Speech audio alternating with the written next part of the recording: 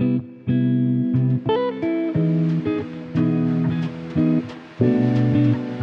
first question that we're going to talk about is how Ra is currently feeling right now about being a soon-to-be daddy. And yeah, take it away. You can put that back window up, by the way, because I turned everything off. I'm super excited. I didn't know how I would feel about this. I grew up in a single parent home.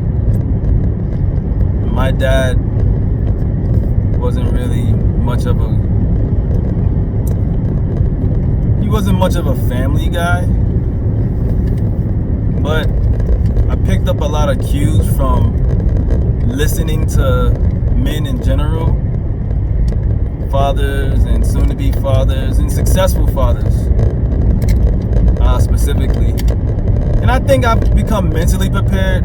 We're still building on the financial aspect because we have financial goals we want to achieve as soon-to-be parents. But we've definitely gotten over a lot of the anxiety, the core anxiety, the doubt, the uncertainty, the fear, the worry.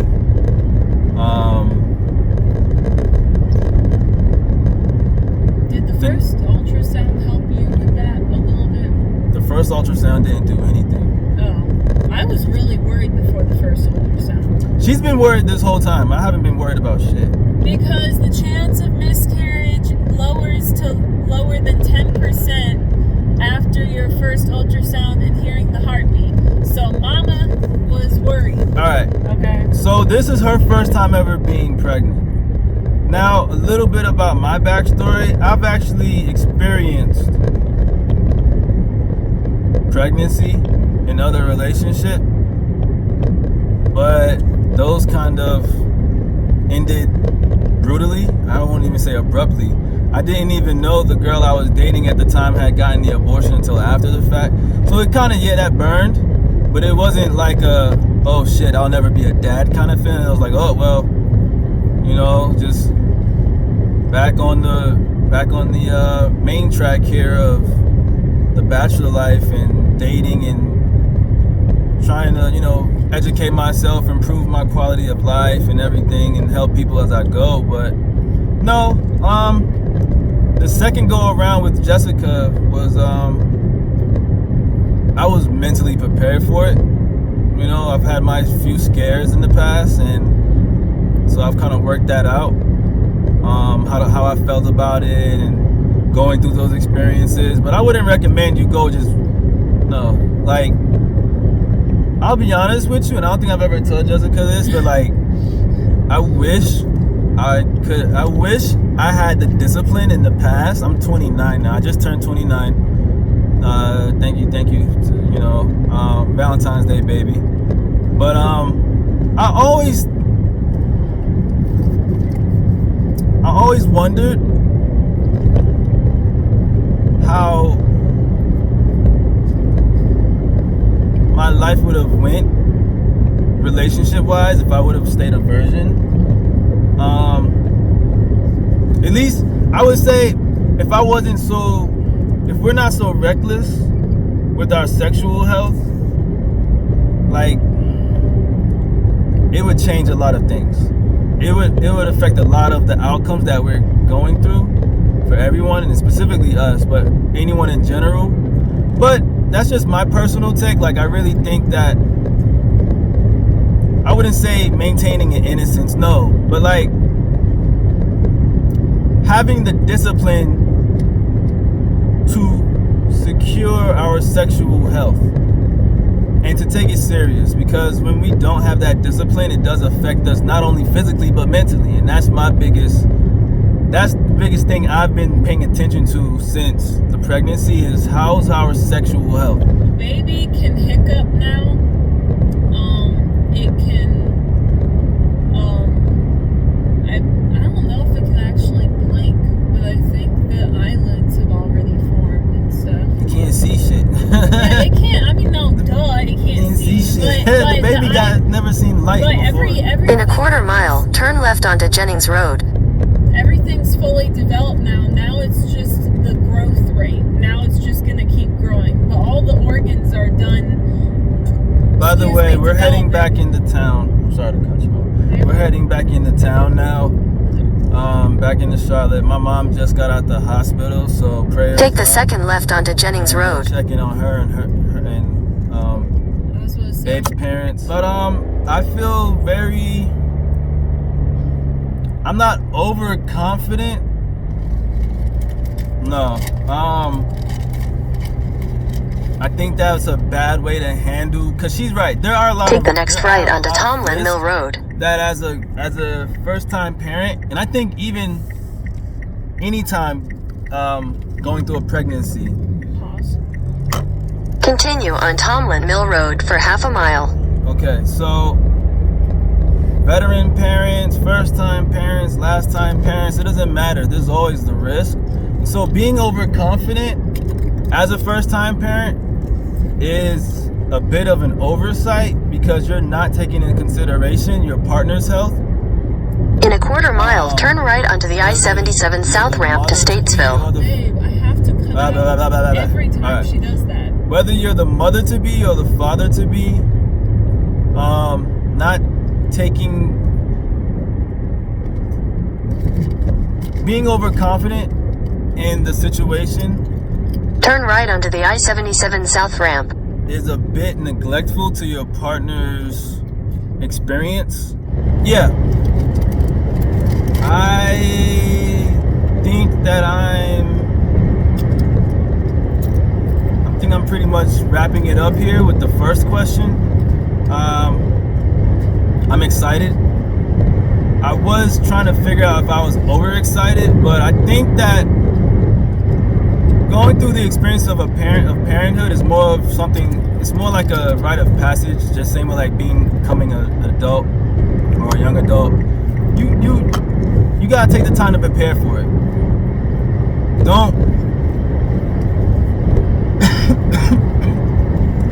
Don't go into the next parent. Don't go into the next childhood. I mean, not the next child. Don't go into the next childbirth or the first childbirth thinking that there's a certain amount of preparation you need. I wouldn't say that would be the case.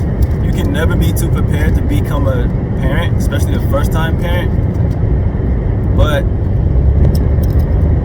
besides that, it's the intentions of starting the process. Let it happen.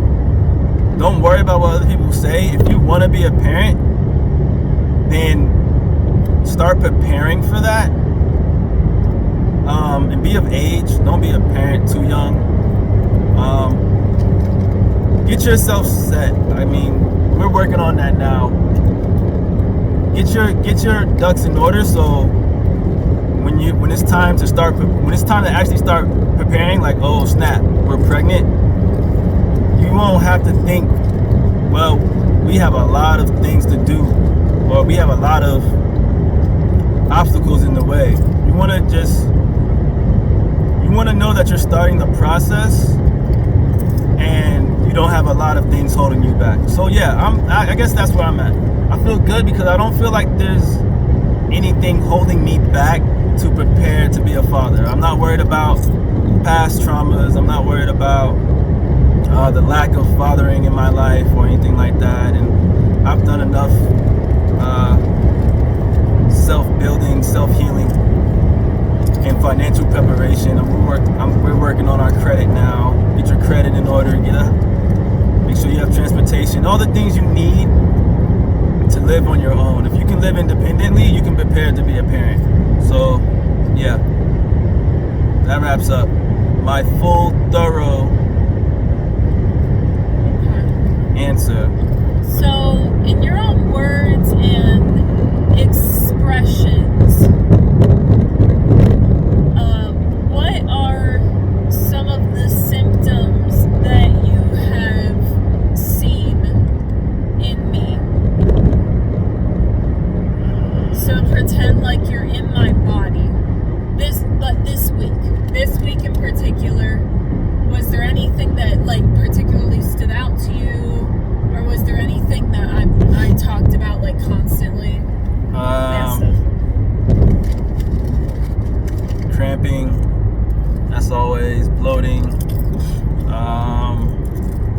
more back pain lately because the baby's getting bigger every week, so the back pain is increasing, steadily increasing. Now it's affecting your legs, so that's why I say go see a chiropractor. But I mean, if I gotta pay for that 1 session or 3 sessions, that's fine.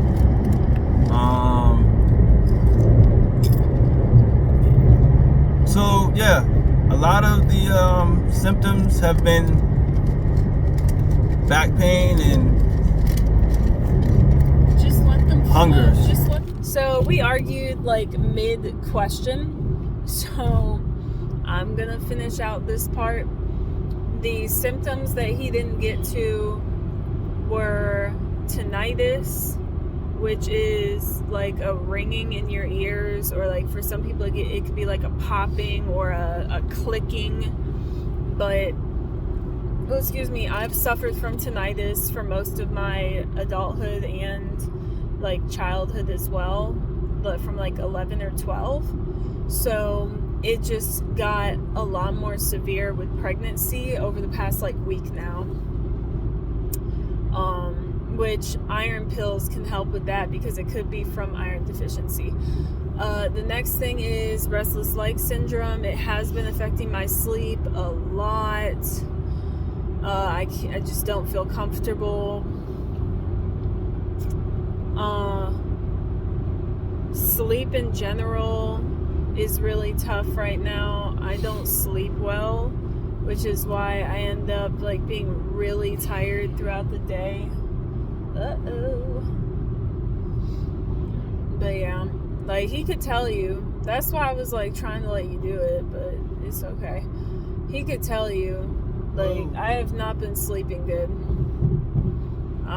I wake up. I haven't noticed her not sleeping because I'm not. Because he be sleeping, so of course he doesn't notice it. Sometimes I look over at you, and I'm just like, fucking sleeping. Fuck. Why don't you wake me up? Why would I wait? No, because then if we're both tired, we're not gonna make it through this. I need just one of us to be tired. Well, when the baby's here. What do you want? You wanted attention. That's what it was. Well, when the baby's here, we'll go in intervals. We'll talk about that. But yeah, I'm tired all the time. I have just hit this energy wall for the past, what would you say, like 4, 5, 6 days? Yeah, like for the past week now, I hit a really bad energy wall, and I'm just like really struggling to get anything done. It feels like a humongous weight on me. Oh, excuse me, and I'm pretty sure I've gained a little bit of weight, but probably not much. You are so whiny. You're so whiny. Is there anything else? Let's see. How have I been doing emotionally?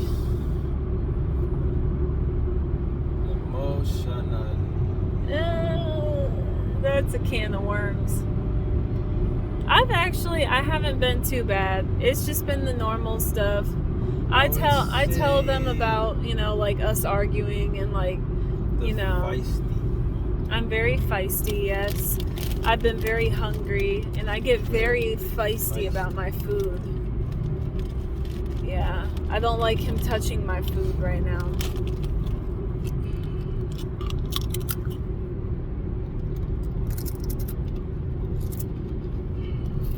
He just picked up a chip. Yeah, you better give it back. Ah!